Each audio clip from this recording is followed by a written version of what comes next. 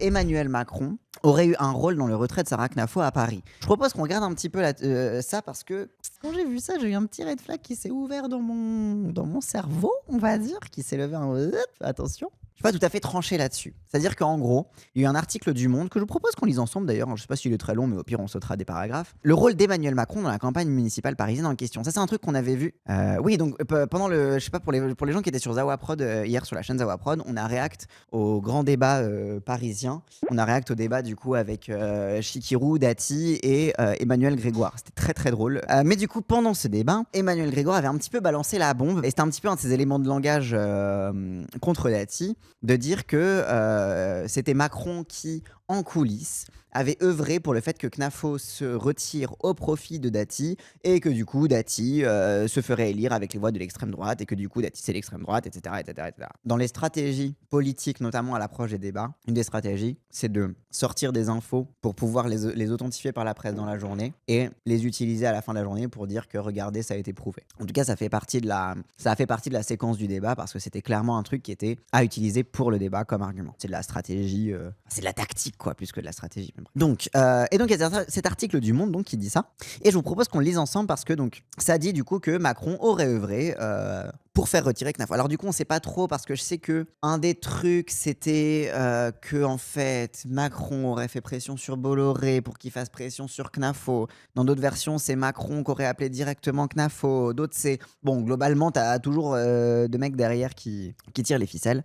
Allons-y. Donc le rôle d'Emmanuel Macron dans la campagne municipale parisienne en question. Accusé par Emmanuel Grégoire d'être intervenu pour obtenir le retrait de Sarah Knafo au profit de Rachida Dati, le chef de l'État dément catégoriquement. Donc c'est Grégoire qui a accusé Macron et du coup qui a fait exister la rumeur, etc., etc. De son côté, le candidat de centre droit, Pierre-Yves Bournazel, a été contraint de renoncer pour ne pas gêner la candidature d'Édouard Philippe en 2027. Donc là voilà, donc t'as pas mal de news qui sont en mode en fait tout ce que vous avez vu de retrait, d'alliance, etc. c'est un truc plus général dans la course à l'Élysée, dans le truc. Donc en fait, c'est Macron qui aurait demandé le retrait Knafo pour que Dati bénéficie des voix de la droite et pour que Paris passe à droite. Et Pierre-Yves Bournazel, il se serait retiré parce que Édouard Philippe veut tenter sa chance en 2027 et que apparemment ça devrait l'aider si Bournazel évitait de perdre, I guess. Rarement piste d'atterrissage n'aura été autant dégagée. En théorie, Rachida Dati, candidate à Paris soutenue par les Républicains, le Modem, Renaissance et Horizon, a la configuration la plus favorable pour l'emporter le 22 mars face à Emmanuel Grégoire, le socialiste soutenu par les écologistes. Et une autre ribambelle de nobody bien évidemment. J'adore comment le PCF il est complètement ignoré de ce truc-là.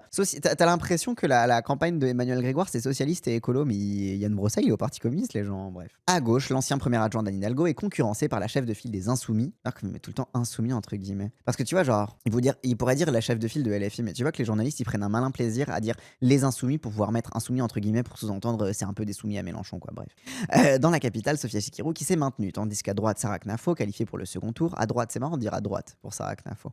C'est désisté. Et qu'au centre droit, Pierre-Yves Bournazel s'est retiré du jeu après avoir annoncé la fusion de sa liste avec celle de Rachida Dati. Si avec ça elle perd, soupire un ancien ministre macroniste. En mode, c'est putain, on a tout fait pour que Dati gagne, donc si avec ça elle perd, c'est vraiment que c'est une merde, ou alors que Paris est ingagnable, quoi. À 3 jours du second tour, Emmanuel Grégoire a-t-il craint que la victoire lui échappe? Jeudi 19 mars au matin sur France Info, le très policé candidat dresse un véritable réquisitoire contre le président de la République. Donc voilà, donc il a balancé l'info le jeudi matin sur France Info. Il l'avait déjà sous-entendu, en réalité, il l'a déjà sous-entendu pendant le débat, plutôt sous l'angle de Dati se fait élire avec les voix de l'extrême droite, dont Dati c'est l'extrême droite. Il a remis une couche sur France Info le matin en mode et tout ça c'est la faute à Macron. Emmanuel Macron est personnellement intervenu pour faire en sorte que l'extrême droite se retire au profit de sa candidate Rachida Dati, accuse-t-il. Il est intervenu à différents niveaux pour faire en sorte d'aider au retrait de Sarah Knafo auprès d'intermédiaires, auprès de gens qui ont historiquement soutenu Reconquête. Donc sous-entendu Bolloré. Une faute morale immense, juge le candidat socialiste, dénonçant le double discours entre les grands principes que le président énonce et les petites manœuvres qu'il met en œuvre. Emmanuel Grégoire fait allusion en propos du chef de l'État mercredi au Conseil des ministres pour mettre en garde contre les arrangements des partis avec les extrêmes des deux bords de l'échiquier politique qui demeurent dangereux pour la République. Donc en gros, Macron il dit en mode attention, les extrêmes c'est pas bien, ne vous amusez pas avec les extrêmes, faites attention aux extrêmes et aux arrangements entre partis, les extrêmes, etc. Mais bon, globalement c'est surtout contre la France Insoumise. Du coup, Grégoire il dit ça et en réalité il a aidé Knafo. Bon, qu'est-ce qu'on sait de cette De cette rumeur. Oui, globalement, attends, les gens, déjà, de base, cet article du Monde fait partie de la campagne de Emmanuel Grégoire. Pour moi, c'est l'argument de campagne de Grégoire. Et l'article du Monde est très clairement biaisé en faveur d'Emmanuel Grégoire. Mais bon, ça arrive, on connaît, tu vois. C'est comme hier Apolline de Malherbe qui arrêtait pas de voler à son secours pour dire, ah ouais, quand même, elle t'embête, c'est deux femmes arabes, hein, quand même. Bref. Si tu votais à Paris, tu voterais Grégoire ou pour faire barrage ou LFI? Ouais, si j'habitais à Paris, je pense que je voterais Chikirou, en vrai de vrai. J'hésiterais peut-être, mais je pense in fine, je voterais Chikirou. De toute façon, genre, j'ai toujours. Ça fait partie aussi de mon équipe militante où je vote toujours pour le parti pour lequel je milite. Sinon, ça sert à rien. Enfin, moralement, individuellement. Mais après, bon, c'est de l'auto-justification individuelle, tu vois. Une faute morale immense, j'ai le candidat socialiste. Parce que là, en ce moment, Emmanuel Grégoire, il est terrifié de perdre la campagne. Tu vois, il est en mode, oh mon Dieu, oh mon Dieu, oh mon Dieu, je vais perdre la campagne. Après avoir refusé toutes les mains tendues, etc. Après, bon, en attendant, les insoumis, ils sont en mode, bah écoute, Emmanuel Grégoire, t'as qu'à récupérer les voix des macronistes et nous fais pas chier, quoi. Jeudi, depuis Bruxelles, où il participe au Conseil européen consacré aux Proches et Moyen-Orient, Emmanuel Macron réplique aux attaques de l'élu parisien. Des propos qui n'ont aucun sens, qui déshonorent la personne qui les dit comme ça, à l'emporte-pièce, juge-t-il. Le président affirme ne pas connaître Sarah Knafo à titre personnel et ne pas intervenir du tout dans ces municipales. J'ai autre chose à faire. Donc Macron qui est en mode, mais qu'est-ce qu'il m'embête, je suis au-dessus de la mêlée, je m'occupe déjà des graves sujets du Proche et Moyen-Orient, la guerre. Vous connaissez la guerre, je suis chef de guerre. Voilà quoi. Pourtant, plusieurs sources proches de l'Élysée au sein de l'équipe de campagne d'Emmanuel Grégoire ont certifié auprès du Monde qu'Emmanuel Macron a bel et bien joué un rôle dans cet entre-deux-tours parisien, passant sa soirée du premier tour à appeler successivement Rachida Dati et Édouard Philippe à plusieurs reprises. Ah, c'est pas pareil. Déjà, source proche de l'Élysée au sein de l'équipe campagne d'Emmanuel Grégoire. Donc c'est des gens de l'équipe de Grégoire qui sont proches de l'Élysée, ou il y a des gens proches de l'Élysée et des gens dans l'équipe de Grégoire. Parce que c'est pas du tout pareil. On ne parle pas de la même chose. C'est pas très clair. En tout cas, il certifie le Monde. Il certifie. Appeler successivement Rachida Dati et Édouard Philippe, ça c'est logique. Je veux dire, Rachida Dati est une ministre d'Emmanuel Macron. C'est une ministre qui correspond d'ailleurs de plus en plus à son style de gouvernement, hein. C'est dans la droitisation d'Emmanuel Macron, il s'est énormément rapproché de Rachida Dati au passage. Donc on sait très bien que c'est une ministre dont il est proche et il a intérêt et il veut voir Paris basculer à droite, hein. Voilà, Macron est de droite, il veut voir Paris passer à droite, il veut que Dati soit maire de Paris, ça l'arrange, etc. Tu vois. La team de Gabriel Attal, il y a des doutes, c'est-à-dire que c'est pas pareil que Macron fasse pression, que des gens de l'entourage de Macron fassent pression, c'est pas forcément sur demande du président. Bref. Donc appeler Rachida Dati et Édouard Philippe, ça c'est beaucoup plus logique. C'est lié à la fusion entre Dati et Bournazel. D'ailleurs, Bournazel lui-même, qui a tellement mal pris cette fusion qu'il s'est retiré, par exemple. Tu vois, donc t'as un truc où on sait déjà que ça a été un peu un mariage arrangé entre la liste de Dati et la liste de Bournazel. Ça, bon, c'est déjà le truc, même si bon, de toute façon, quoi qu'il arrive politiquement, ils restent copains comme cochons. Ces mêmes sources affirment qu'au lendemain du vote, le locataire de l'Élysée aurait fait passer un message à l'homme d'affaires Vincent Bolloré. Ah, ok. Ils affirment du coup que Macron aurait fait passer un message, de quelle façon, à l'homme d'affaires Vincent Bolloré avec lequel il entretient des relations exécrables. Donc Macron, il s'entend pas bien avec Bolloré, mais il lui a quand même fait passer un message, on sait pas comment, on sait pas sous quelle forme. Sarah Knafo, la protégée du milliardaire conservateur breton, doit se retirer. Les 85 000 voix obtenues par la candidate d'extrême droite sont indispensables à la victoire de Rachida Dati. Deux versions s'affrontent. Contactés, les conseillers du chef de l'État dénoncent un mensonge totalement farfelu. Donc du coup, on est passé de Macron fait pression sur Knafo à Macron envoie subtilement un message à Bolloré pour que Bolloré fasse pression sur Knafo. Dénonce un mensonge totalement farfelu et dément catégoriquement toute prise de contact entre Emmanuel Macron et Vincent Bolloré dans le cadre de la campagne pour Paris. Ce n'est pas Vincent Bolloré, ni Macron, ni le pape qui a dit à ma place pendant toute la campagne « Jamais je ne ferai perdre la droite », conteste à son tour la candidate d'extrême droite Sarah Knafo. Et c'est vrai que Sarah Knafo, là-dessus, elle a un argument qui est complètement à son avantage, c'est qu'elle a toujours été une militante de l'Union des droites. Elle, à l'échelle de l'extrême droite, elle est favorable au vote utile pour la droite, tu vois. Elle est pour le vote utile pour Rachida Dati, donc c'est déjà un truc que Knafo dit et répète depuis le début, tu vois. Donc il y a toujours eu un truc chez Knafo où, en vrai, quand elle dit ça, vu son obsession sur l'Union des droites, ça m'étonne pas, tu vois. J'y crois, mais les sources sont pas folles non plus. Bah, en fait, c'est que j'ai aussi envie d'y croire, mais les sources m'ont l'air un peu chelou et c'est un peu pratique de tout remettre. En fait, comment dire, ça m'étonnerait pas. On continue de lire l'article après, hein, vous inquiétez pas. Moi, quand j'ai lu cet article pour la première fois, quand j'ai vu cette news, j'étais en mode, ça m'étonnerait pas que dans le camp des macronistes, t'aies des gens qui étaient en mode, vas-y, on a besoin du vote utile de l'extrême droite. Après, est-ce que Knafo a besoin de ça pour être convaincu? Je ne crois pas pour autant. Mais de là à dire que c'est Macron lui-même, personnellement, etc., pour moi, ça rentrait dans une tendance qu'il y a assez souvent de tout surprésidentialiser et de tout réduire à la figure d'un président qui serait omniprésent, omnipotent et qui se mêlerait d'absolument tout. Il y a aussi un monde où Macron délègue à ses fidèles collaborateurs de faire tout ce qu'ils peuvent pour que Dati gagne à Paris et que ses collaborateurs, en faisant tout tout ce qu'ils peuvent, ils disent bah vas-y, on va contacter CNAFO, tu vois, genre qu'en fait, qu'il y a un système de délégation où les gens à qui ils délèguent ça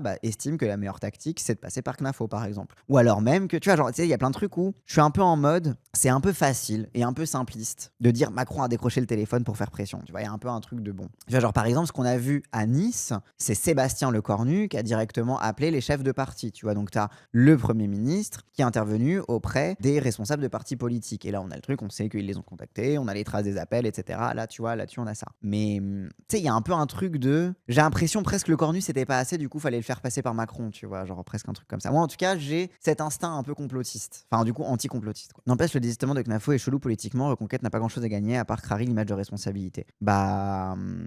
Reconquête, je pense qu'ils sont pas du tout intéressés par le Conseil de Paris, en vrai de vrai. Reconquête, ils sont plus intéressés par faire des grands coups sur des élections nationales médiatiques que envoyer des gens se faire chier dans des conseils municipaux. Mais après, bon, c'est que mon avis, hein, ça se trouve, je suis complètement délu et qu'en vrai, de base, ils avaient une stratégie ultra rodée de s'infiltrer progressivement dans l'exécutif parisien, mais ça me paraît pas cohérent avec la stratégie de Reconquête aussi, tu vois. Et puis d'autant que, sachant qu'en ayant une mairie, en ayant Dati à la mairie, quoi qu'il arrive, leurs intérêts seront bien servis, tu vois. Donc, ils peuvent pas négocier un sénateur, par exemple. Oui, mais pour négocier un sénateur, faudrait déjà... C'est pas que à l'échelle de Paris que tu peux avoir assez de voix pour avoir un sénateur. Donc pour ça, faudrait avoir un meilleur maillage local. Et je pense que là, c'est difficile. Autant pour les écolos à Lille, c'est plus logique parce que du coup, tu négocies que le PS vote pour ton sénateur écolo, par exemple. Sur Paris, je pense que les négociations sont un peu plus compliquées, d'autant que les places sont très chères et que la droite veut protéger ses places aussi à ce niveau-là. Donc depuis jeudi, ces deux versions s'affrontent. L'industriel avait-il besoin d'une incitation du chef de l'État pour obtenir de Sarah Knafo son retrait afin de favoriser l'union de la droite et de l'extrême droite qu'il prône depuis longtemps? Donc voilà. Est-ce que Bolloré avait besoin que Macron lui demande pour prôner déjà ce truc d'union des droites? Encore une fois, tu vois, moi, je suis un peu un truc, bah pas vraiment quoi. Il n'est pas du genre à se plier aux desiderata du chef de l'État, mais lui non plus ne souhaite pas la victoire d'Emmanuel Grégoire qui a défendu à l'automne 2025 une proposition de loi visant à l'empêcher de rajouter le Parisien à son empire médiatique. Par ailleurs, faire d'Emmanuel Macron son obligé n'est pas pour déplaire à Vincent Bolloré, selon un des proches de l'homme d'affaires. En gros, Bolloré et Macron ils se détestent, et du coup Bolloré ça le dérange pas que Macron lui en doive une en retour. Enfin, le patron du groupe Vivendi, à l'oreille de la vice-présidente de Reconquête, qu'il apprécie et avec laquelle il échange souvent. En tout cas, au niveau du puzzle, ce qu'on a, c'est qu'on sait que Bolloré, il est cul et chemise avec Knafo, que Bolloré, ça le dérange pas que Macron soit sa petite pute parce qu'il lui a demandé un service, et en plus de ça, de toute façon, Bolloré, est-ce qu'il avait même besoin que Macron lui demande, sachant qu'il est déjà pour l'union des droites et qu'il aurait, il aurait très bien pu avoir l'idée tout seul de suggérer à Knafo de se retirer sans même que Macron lui propose. Parce que tu vois, il y a aussi un autre truc, c'est que là-dedans, par exemple, ça se trouve, il y a un monde où Macron a en effet essayé de contacter Bolloré pour lui dire est-ce que tu peux demander à Knafo de se retirer. Bolloré comptait déjà demander ça à Knafo, mais du coup Bolloré en a profité pour dire ah je vais faire genre je fais ça pour obéir à Macron plutôt que parce que c'était déjà ma stratégie de base et let's go, tu vois, genre comme ça je fais d'une pierre deux coups et que du coup Macron soit persuadé d'avoir joué un coup de maître sur Paris alors que de toute façon intervention ou pas Bolloré l'aurait proposé quand même ou alors Knafo l'aurait fait quand même, tu vois, genre tu sais t'as un peu un truc de tu sais c'est un peu le syndrome de ta mère qui te dit range ta chambre alors que t'étais en train de te lever pour ranger ta chambre, tu vois. C'est un peu en mode bah oui maman, du coup t'as l'impression de lui obéir mais en fait bah non, t'étais déjà en train de ranger sa chambre, tu vois un peu le truc. Knafo c'est une marionnette. Et puis après oui aussi encore une fois Knafo elle est pas conne hein. Elle sait mener sa barque, elle sait faire son petit bonhomme de chemin et elle est jeune et il y a aussi un monde où elle est en mode bon de toute façon je suis jeune, j'ai tapé un grand coup à Paris, je me suis mise comme incontournable sur le paysage médiatique. Les médias maintenant ils vont tout le temps m'inviter parce que je vais leur montrer que je suis importante, enfin parce que je leur ai montré que je suis importante politiquement. Du coup genre la game médiatique que Knafo a joué sur sa campagne municipale parisienne va la servir pour le reste des games politiques qu'elle va jouer. Et rappelle, elle est très jeune, elle a le temps de faire carrière, de faire son trou et de développer sa stratégie aussi, quoi. Donc aussi, le truc de traiter Knafo comme une marionnette, c'est un peu gênant. Enfin, le patron du groupe Vivendi, alors il est vice-président, donc il a du poids quand il dit quelque chose, tu l'écoutes, convient un proche de l'eurodéputé. En même temps, oui, quand Bolloré te dit un truc et que t'es d'extrême droite, oui, bah oui, tu l'écoutes, quoi, oui, bien sûr. La campagne d'Éric Zemmour aurait préféré une fusion de sa liste avec celle de Rachida Dati, qui lui aurait permis de siéger au Conseil de Paris avec ses colistiers et de préfigurer une union de la droite et de l'extrême droite à un an de l'élection présidentielle. Mais sa qualification de justesse ne lui permet pas d'établir un rapport de force. Et Rachida Dati ne peut en tout état de cause conclure un tel accord qui lui aliénerait le soutien du camp présidentiel. Sarah Knafo annonce mardi son désistement, argue-t-elle publiquement, mais pas pour la personne de Rachida Dati. Donc elle est en mode, je fais le barrage à la gauche, mais je me désiste pas pour les beaux yeux de Rachida Dati. Moi, je voulais qu'elle me file des places, elle m'a pas filé mes places. Opération sauvetage. Après le départ du gouvernement de Rachida Dati, l'Élysée a gardé un œil sur sa campagne. Le conseiller en communication du chef de l'État, Jonas Bayard, fut même aperçu dans l'assistance lors du dernier grand meeting de la candidate le 12 mars à l'Élysée Montmartre. À titre militant, précise-t-il. Mais au sort du premier tour, c'est Pierre-Yves Bournazel qui tient entre ses mains l'avenir de Rachida Dati. Tu vois, déjà, encore un truc intéressant, tu vois, encore une fois, sur le truc de Macron a personnellement décroché son téléphone, etc. T'es en mode, quand tu sais que le conseiller com de l'Élysée est un militant LR et un militant pro-Dati, après ça se trouve, il dit qu'il est à titre militant pour se protéger des critiques d'ingérence de l'Élysée dans la campagne de Dati, et qu'il a dit ça pour pas trop qu'on creuse et pour pas trop qu'on voit que l'Élysée fait des ingérences dans la campagne de Dati, etc. Bon, peut-être, tu vois, ça se trouve c'est juste un prétexte et qu'en fait il était là pour l'Élysée. Mais bon, ça m'étonnerait pas, encore une fois, que l'entourage de Macron, surtout quand tu vois la tronche de sa com, mais que son entourage en communication, etc., soit des gens qui soient vraiment de droite et vraiment pro-Dati et qui soient en mode vas-y, faut tout faire pour qu'elle gagne, tu vois. Genre, tu sais, t'as un truc où Macron n'est pas le seul homme à l'Élysée. C'est Pierre-Yves Bournazel qui a entre ses mains l'avenir de Rachida Dati. Soutenu par Renaissance et Horizon, il arrive en 3e position du scrutin.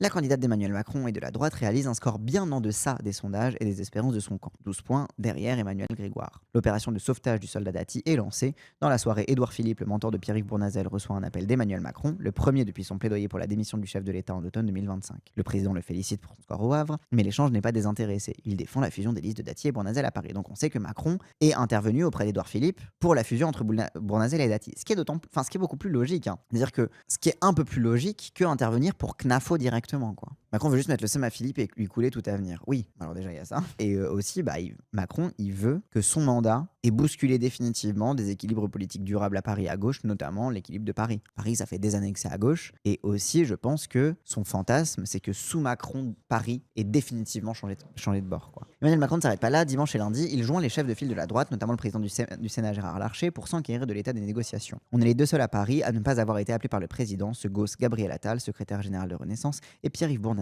Gabriel Attal et Pierre-Yves Bournazel, eux, ils font plutôt le pari d'une alliance avec le PS. Rappel, pendant le premier tour, Pierre-Yves Bournazel, il avait tendu la main à Emmanuel Grégoire, je crois. Alors c'était Emmanuel Grégoire qui avait dit je veux bien m'allier avec Bournazel, mais en tout cas voilà, il s'était fait un petit peu des mamours les deux, en mode peut-être qu'au second tour on peut s'allier, lol, vive le centre gauche, quoi.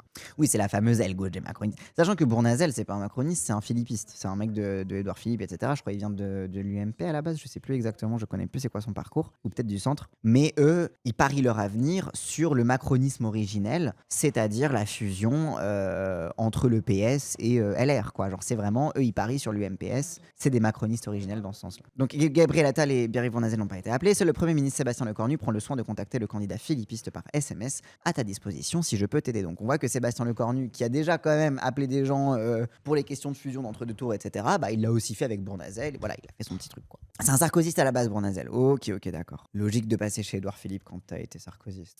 Donc si Emmanuel Macron s'en mêle, c'est que Rachida Dati s'est fait beaucoup d'ennemis dans le camp présidentiel comme dans sa famille politique. Pour œuvrer à la fusion avec la liste Bournazel, les chefs de parti de droite et du bloc central, Bruno Retailleau, Édouard Philippe, Gabriel Attal, Hervé Marseille, c'est qui? Le président du Sénat, Gérard Larcher, le maire LR de Meaux, Jean-François Copé, élu au premier tour, et la présidente de région Île-de-France, Valérie Pécresse, se mobilisent pour garantir la bascule de Barré à droite. Donc globalement, tous les gens à qui ça dégoûte pas trop de s'afficher avec Dati sont en mode Avengers, rassemblez-vous, et faut faire gagner le soldat Dati. Déjà, on est dans une peinture qui est un peu plus complexe que simplement Macron directement a décroché son téléphone pour faire retirer Knafo, et c'est le seul truc sur lequel la victoire de Dati va se jouer, c'est parce que Knafo s'est retiré et les voix de l'extrême droite, comme le veut le sous-entendre Emmanuel Grégoire. Emmanuel Grégoire, lui, son élément de langage, c'est Macron a œuvré pour que Dati soit élu avec les voix de l'extrême droite. Alors que quand tu lis l'article, ça a l'air d'être un petit peu plus que Macron a œuvré pour la fusion entre les macronistes et LR, et du coup donc une fusion des droites mais sans l'extrême droite, là où Emmanuel Grégoire lui tablait plutôt sur que lui s'allie avec Bournazel, tu vois, genre globalement dans la guéguerre que se fait le PS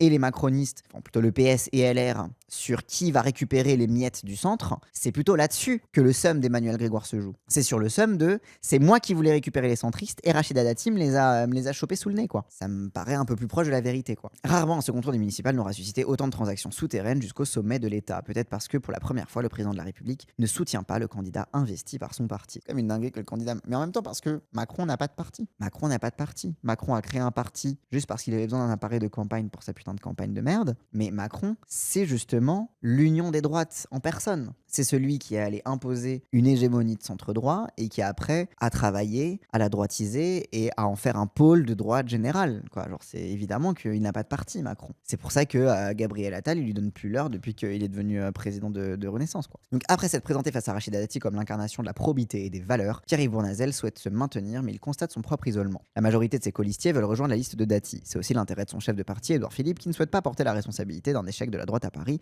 à un an de la présidentielle. Ok, donc l'intérêt pour Édouard Philippe, c'est si Paris est à droite, ça veut dire que ça leur donne un momentum symbolique à la droite de dire c'est bon, c'est notre tour de se faire élire. C'est pas le moment. En fait, c'est de nier l'avancée, la progression de la gauche à l'échelle nationale, quoi. L'alliance du hollandisme et du sarkozysme. Bah oui, c'est ça. Donc Bournazel, globalement, il se fait mettre un couteau dans le dos par les gens, par ses colistiers, parce que Bournazel, il portait plutôt à gauche. Il portait plutôt sur Grégoire, même si c'était compliqué à négocier. Et du coup, il se retrouve, comme il est dans le parti d'Édouard Philippe, c'est en mode non, tu vas avec la droite et puis on fait corps ensemble, quoi. Paris, c'est important. Bah oui, de fou, c'est quand même la capitale, quoi, bordel. Le bon chemin est de permettre l'alternance à Paris, donc de favoriser le rassemblement. Donc voilà, encore l'élément de langage de l'alternance, liste-t-il à son ami dimanche soir après l'avoir félicité pour son score. Le sort de Bournazel est scellé et ouvre la voie à une discussion avec Rachida Dati qui le contacte le dimanche à 22h30 par SMS. Il est prêt à négocier, mais il posera des préalables. Le rendez-vous est fixé à 12h15 lundi à la mairie du 7e arrondissement. Pierre-Yves Bournazel vient, accompagné de Franck Riester, négociateur pour Renaissance, et de l'élu parisien Daniel-Georges Courtois de Horizon. Dans le bureau de Rachida Dati,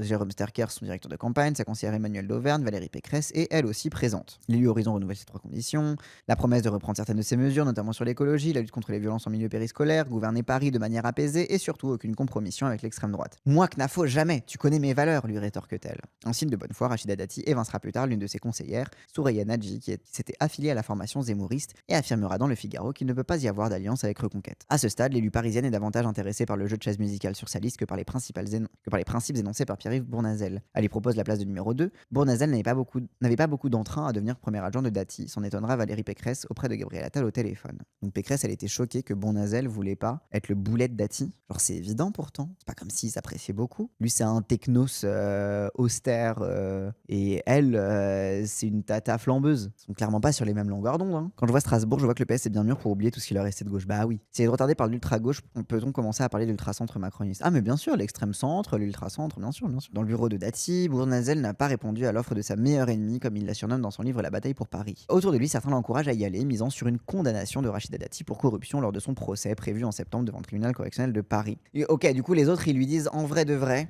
deviens son premier adjoint, comme ça c'est sûr, elle se fait condamner et toi tu deviens maire. En gros, les gens autour de lui, ils sont en mode non, mais en vrai, t'as un coup à jouer, et lui, il est en mode mais bah ça se trouve, elle se fait pas condamner et je serai son boulet, donc en fait, stop. Et de toute façon, je veux pas me mêler à ça, quoi. Misant sur une condamnation de Rachida Dati pour corruption lors de son procès prévu en septembre devant le tribunal correctionnel de Paris dans l'affaire l'alliant à l'ancien PDG de Renault Nissan, Carlos Ghosn, mais on ne devient pas maire de Paris dans le dos des Parisiens, a soutenu en privé le membre d'Horizon. Oui, et surtout, encore une fois, ils sont un peu flippés qu'elle ne soit pas condamnée. Alors qu'il ne se mêle déjà plus des tractations avec Rachida Dati, Bournazel décide d'aller aux 20h, blablabla, il annonce qu'il se retire, en gros il fusionne sa liste mais lui il se retire. Et donc c'est là qu'on revient à l'élément de langage. Alors que son camp se divise sur ce mystérieux soutien, Emmanuel Macron continue de défendre son ancienne ministre. Et c'est là qu'on revient du coup sur la rumeur. Est-ce que Macron a fait pression pour que globalement l'extrême droite se rallie à Dati? Bah globalement tu lis cet article, merci pour le titre putaclic, mais la vérité a l'air beaucoup plus chiante que ça. La vérité a l'air beaucoup plus boring. C'est que globalement, à droite, il y en a, ils peuvent pas se blairer. Et du coup, ils ont fait alliance entre eux. Et les macronistes ont joué leur game avec les pro-Philippot. Et que le reste des macronistes a le cul entre deux chaises. Et se disent qu'ils vont peut-être voter Emmanuel Grégoire. Parce qu'en fait, ça leur fout mal de voter pour Rachida Dati. Parce qu'ils aiment pas Rachida Dati, juste. C'est beaucoup plus simple que ça. Mais en fait, parce que. Et pourquoi c'est l'élément de langage numéro 1 de Emmanuel Grégoire, etc. C'est parce que, bon, ok, d'accord. Le Rassemblement national, il y en a des gens qui ont appelé à voter Dati, etc. Mais parce que c'est ce que fait toujours l'extrême droite. Hein. C'est l'union de la droite. C'est les trucs, je veux dire. C'est comme, je sais pas, si LFI appelle à faire barrage dans un endroit, etc. Les gens, ils vont dire oui, le PS, avec la complicité des ultra-gauches insoumis, etc. Alors que nous, on n'a aucune complicité, on est juste en mode non, on veut juste pas de la droite. En fait, le PS, on va les tarter quand ils seront à la mairie tranquillement, quoi. On sait quel est notre rôle, tu vois. Mais donc, c'est exactement pareil, mais version extrême droite. Donc, tous ces trucs de Macron à œuvrer en secret pour machin, c'est surtout un argument pour les macronistes qui se retrouvent le cul entre deux chaises de justifier de ne pas voter pour Dati et de justifier de désobéir aux ordres de leur parti. C'est ce qu'on a avec Clément Beaune, par exemple, ex-ministre macroniste et colistier de Pierre-Yves Bournazel qui annonce qu'il va voter Emmanuel Grégoire. Là, globalement, toute la liste et tous les proches d'Emmanuel Grégoire sont en train de se diviser pour trouver le moindre prétexte pour ne pas avoir à taper frontalement sur Dati. Parce que c'est aussi leur terreur, hein. Ils sont en mode « Merde, on n'a pas trop envie de taper sur Dati parce que quand même... » c'est la ministre du gouvernement qu'on est censé soutenir. Mais en même temps, on n'a quand même pas envie de voter pour elle et on a envie quand même d'appeler à voter pour le PS parce que Emmanuel Grégoire, on fait beaucoup plus avec lui. Du coup, qu'est-ce qu'on va dire ? On va dire c'est la faute à l'extrême droite et Macron a fait des tractations secrètes dans notre dos avec l'extrême droite et du coup, en fait, c'est pas nous, c'est l'extrême droite. Alors que la vérité, c'est qu'ils se détestent tous. Oui, ils se bouffent entre eux, c'est cool, c'est tout quoi. Parce que s'il y a bien un truc qui rassemble les Français, c'est la haine de Macron. Bah oui, de fou. Pour une personne normale, c'est incompréhensible. Bah oui, de fou. Mais du coup, il en reste quand même un matraquage médiatique qui s'installe de plus en plus où les macronistes et même certains macronistes et certains au PS, parce que du coup, Emmanuel Grégoire se repeint en grand opposant de l'extrême droite parce qu'il balance une rumeur sur la responsabilité de Macron dans le retrait de CNAFO, alors que bon, ce mec-là a passé toute sa carrière avec ses petits potes du PS à chasser sur les plates-bandes de l'extrême droite. Donc tu sais, t'as un truc de... Et du coup, tout le monde se renvoie la faute de c'est votre faute, il y aura l'extrême droite, etc., etc., parce que tous se sont déjà préparés au fait de laisser mourir la gauche, quoi. Concrètement, c'est ça. Bonne était très proche de Glucksmann, il était à ses journées d'été au même moment que Houllier en 2024. Oui, Bonne, il fait partie... Oui, avec Sacha Houllier, Bonne, il fait partie des macronistes de gauche qui cherchent leur porte de sortie après 2027. Tant et si bien que Renaissance a dû faire un communiqué de presse pour réaffirmer qu'ils appelaient à voter pour Dati. Donc quand même, c'est là où on est quand même dans un tiers où ils sont tellement divisés chez les macronistes et tellement personne n'a envie de voter pour Dati et tellement en fait finalement la vraie guéguerre, elle se joue pas avec les électeurs de Figaro, elle se joue avec les électeurs de Bournazel, que Renaissance a été obligé de refaire un communiqué pour dire on appelle à voter pour Dati. Genre ils ont littéralement fusionné leur liste, mais ils ont obligé de faire un communiqué pour dire pour être clair, nous officiellement on vote pour Dati. Bon alors du coup ça continue, il faudra qu'il s'en explique, l'ingérence de Macron dans la bataille parisienne crispe son camp, accusé par Emmanuel Grégoire d'avoir manœuvré pour écarter Sarah Knafo et dégager la voie à Rachida Dati, ce qu'il dément. Le chef de l'État suit de près les municipales dans la capitale, il a personnellement veillé au retrait de Pierre-Yves Bournazel. Donc bon, la vérité c'est que les macronistes, ils sont pas offusqués de la rumeur comme quoi Macron aurait demandé à Knafo de se retirer, etc. Eux, ils sont saoulés que Macron les oblige à fusionner avec Dati, alors que tout le monde déteste Dati et que... voilà quoi, en fait, le vrai seum dans l'histoire, ça n'a rien à voir avec Knafo. Knafo, ce n'est qu'un prétexte. C'est un prétexte pour que Emmanuel Grégoire se pare de lettres de noblesse antifasciste sur le tard, qu'il fasse son petit résistant de l'année 45. Mais le vrai truc qu'il y a autour des ingérences de Macron, c'est qu'ils ont le seum que Macron les a obligés à voter pour Dati, alors qu'eux, ils veulent pas de Dati à la mairie de Paris, tout simplement. Et que fondamentalement, une grande partie des macronistes parisiens sont des anciens du PS. Donc eux, ils veulent revenir au bercail dans une version, comme on a vu avec Clément Bonnetou, dans une version glucksmano-hollandiste. Voilà quoi. Grégoire est un centriste hollandiste et il dispute un électorat avec Dati. Figaro peut garder ses 10% tranquille. Oui, de fou, mais c'est pour ça que moi je suis en mode bon, allez, réglez vos problèmes de centristes entre vous. C'est pas notre problème quoi. Donc voilà pour ce drama sur les ingérences de Macron dans la municipale parisienne. Bon, it's not that deep. Et pendant ce temps, Bolloré va bientôt être jugé à Paris pour corruption d'argent public au Togo entre 2009 et 2011 dans l'affaire dite des ports africains, a-t-on appris jeudi de sources concordantes confirmant une information du Monde. Donc, pendant ce temps, Vincent Bolloré, il va passer devant les tribunaux.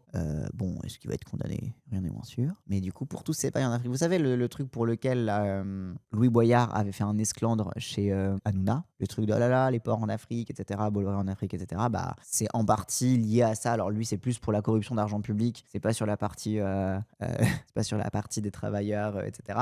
Mais donc voilà. Donc Louis Boyard va sabrer le champagne, exactement. Voilà.